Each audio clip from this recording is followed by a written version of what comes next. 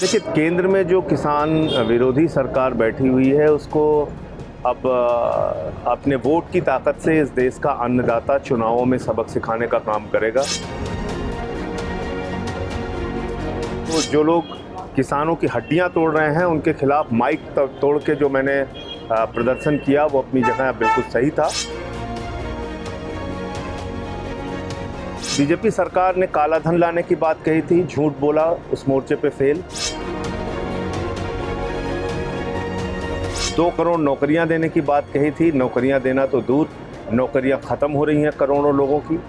इन्होंने हर खाते में 15 लाख देने की बात कही थी, उस पे झूठ बोला। और कोरोना की महामारी में पूरी तरीके से फेल रही है बीजेपी सरकार। इनकी विचारधारा ये है कि ये शमशान बनाना चाहते हैं गांव-गांव में।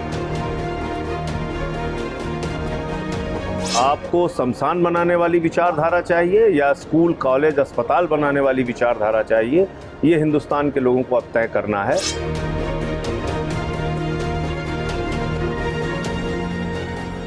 देखिए, कल एक NBW हुआ था मजीठिया मानहान केस के मामले में, तो उसमें न्यायालय के समक्ष मैं प्रस्तुत हुआ था और मैंने अपने ना आने का कारण बताया। उसके बाद मुझे जमानत मिली।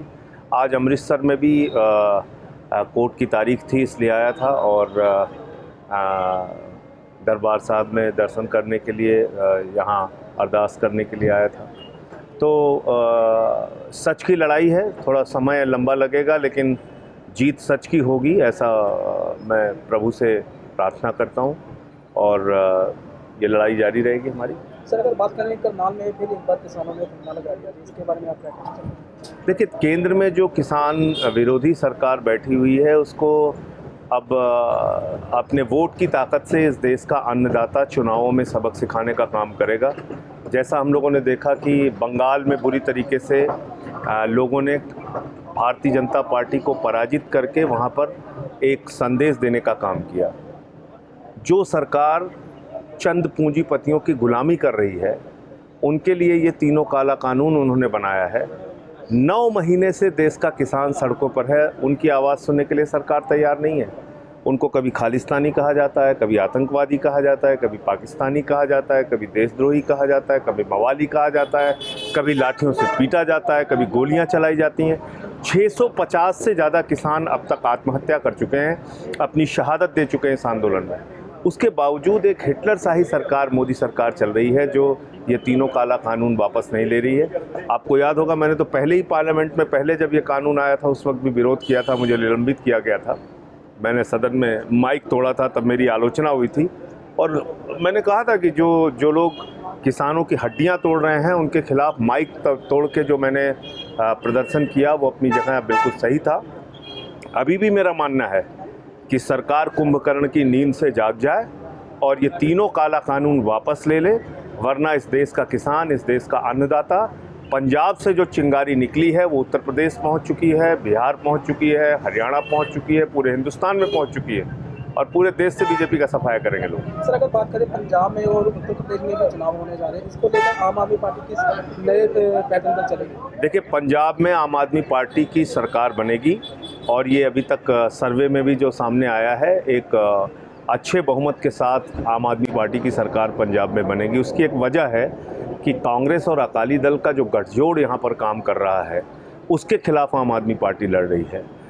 नशा मुक्त पंजाब के लिए, एक खुशहाल पंजाब के लिए, एक ऐसा पंजाब जहाँ पे कि लोगों को, नौजवानों को रोज़गार मिल सके, इन तमाम मुद्दों पर आम आदमी पार्टी चुनाव लड़ रही है। और अभी हमने 300 यूनिट बिजली फ्री का ऐलान किया है पंजाब में और बहुत सारी चीज़ें केजरीवाल जी ने उसको अनाउंस किया है। मुझे लगता है इसका एक व्यापक असर ज़मीन पर देखने को मिल रहा है और इसीलिए सर्वे भी जो अब तक टीवी के चैनल्स के आए हैं उसमें आम आदमी पार्टी बहुत तेज़ी के साथ आगे बढ़ रही है और एक अच्छे बहुमत के साथ यहाँ पे हमारी सरकार बनेगी, ऐसा मुझे पूरा विश्वास है। जो अपेक्षाएं कांग्रेस पार्टी से थीं, वो चाहे नौकरियों की रही हों या किसानों की रही हों या नशा मुक्त पंजाब बनाने की रही हो, उस मोर्चे पर पूरी तरीके से कैप्टन अमरिंदर सिंह की सरकार फेल हो गई है और अब ये बेरोजगारी से लड़ने के बजाय पूरी की पूरी कांग्रेस पार्टी आपस में लड़ने में व्यस्त है। सर अगर बात करेंगे यूपी में जो उत्तर प्रदेश में आम आदमी पार्टी 403 सीटों पे चुनाव लड़ रही है और वहाँ पे योगी आदित्यनाथ जी ने मेरे ऊपर 16 मुकदमे लगा दिए। अभी एक मुकदमे से मुझे कोर्ट ने बरी किया। तो ऐसे तमाम तरीके से हमारी पार्टी का दफ्तर बंद करा दिया। वो अपना काम कर रहे हैं, हम अपना काम कर रहे हैं। लेकिन मैं ये कह सकता हूँ कि पिछले दिनों जो हम लोगों ने तिरंगा यात्रा निकाली थी, उसमें जितना बड़ा समर्थन उत्तर प्रदेश में अलग अलग ज़िलों में देखने को मिल रहा है, इससे बहुत स्पष्ट है कि उत्तर प्रदेश भी बदलाव के लिए तैयार हो रहा है और अच्छे परिणाम आम आदमी पार्टी के पक्ष में आएंगे। सर गांव के विकास की बात करें, लेकिन शहर में तो उतना हुआ नहीं, लेकिन गांव को अभी तक देखा नहीं गया। बीजेपी सरकार में 5 साल हो चुके हैं, लेकिन क्या कहना चाहिए? बीजेपी सरकार ने काला धन लाने की बात कही थी, झूठ बोला, उस मोर्चे पे फेल। डीजल पेट्रोल का दाम कम करने की बात कही थी, 110 रुपये में पेट्रोल, 100 रुपये में डीजल बिका हिंदुस्तान के अंदर। 2 करोड़ नौकरियां देने की बात कही थी, नौकरियां देना तो दूर, नौकरियां ख़त्म हो रही हैं करोड़ों लोगों की। इन्होंने हर खाते में 15 लाख देने की बात कही थी, उस पर झूठ बोला। अन्नदाताओं को, किसानों को भरोसा दिलाया था कि उनकी आमदनी दोगुना हो जाएगी। उनकी आमदनी तो दोगुना नहीं हुई, लेकिन चंद पूंजीपतियों की आमदनी 1000 गुना हो गई, 10,000 गुना हो गई। ये ज़रूर इस देश ने देखा। और कोरोना की महामारी में पूरी तरीके से फेल रही है बीजेपी सरकार। इनकी विचारधारा ये है कि ये शमशान बनाना चाहते हैं गांव-गांव में। तो आपको शमशान बनाने वाली विचारधारा चाहिए या स्कूल, कॉलेज, अस्पताल बनाने वाली विचारधारा चाहिए, ये हिंदुस्तान के लोगों को अब तय करना है।